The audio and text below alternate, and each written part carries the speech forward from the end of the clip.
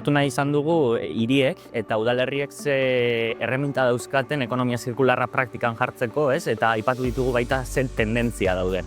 Eta horrez gain gero aipatu ditugu erreminta batzuk hiriek aplika ditzaketenak ekonomia zirkularra bultzatzeko, nabarmenduz lehenik eta behin ekonomia zirkularreko estrategien pisua, eta zein garrantzitsua den, ez? Bide horri konkretu bat eukitzea garbia helburu finko batzuekin eta horizonte temporal batzuekin helburu zehatz horietara heltzeko.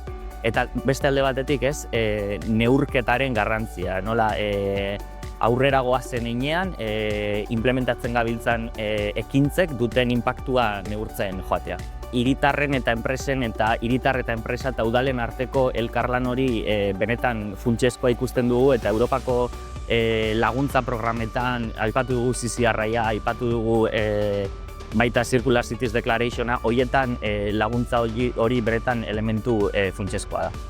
Podríamos decir que el resumen de la iniciativa de Estrategia de Economía Circular en Vitoria es una historia continuista, porque arranca en el perfil industrial de la ciudad y arranca en el perfil y en la apuesta de sostenibilidad que ha venido haciendo la ciudad durante ya los últimos 20 años.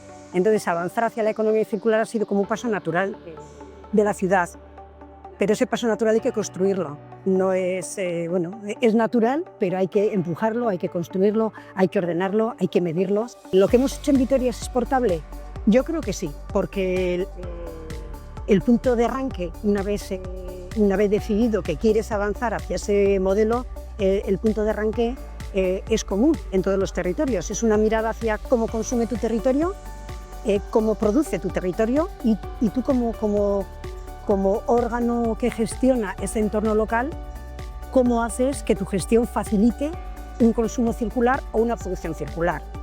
Guk eskualde bezala Gipuzko erdien kokauta gauden eskualde bada, Urola erdia, 6 herri desberdin baldintzaz hartzeitugu eta 32.000 biztanleko eskualde bada. Baina gure berezitasun handiena da Gala Gipuzkoako bigarren eskualdeik industrialena, non gure 96% balio erantzi brutue datorkigun sektore industrialetiken. Orduan, gure politikak eta gure estrategiek oso biderauta daude industri horrei erantzun bat emateko. Pyme zirkularran bitartez aukeri eukideuna da enpresa desberdinei, sektore eta tamaina diferentetako enpresa desberdinei estrategi bat garatzen ekonomi zirkularran aurri, nun ibilbide horri bat iteko aukeri emantzazko definiuta ekonomi zirkularran barruen ze gai eta lantzen dien, eta gero bestalde batetik nahi gana da laguntzen ingurumen aztarna eta karbono aztarna neurtzeko ekimen desberdinetan.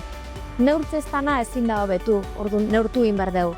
Benetan uste dut gehiago kontatu behar dela ze egiten dena, eta ikusi dugu hemen baita uki ditugun kideekin asko egiten dela, baina behar duela protagonismo gehiago. Europan asko kontatzen da, baina agian ez da inbeste egiten.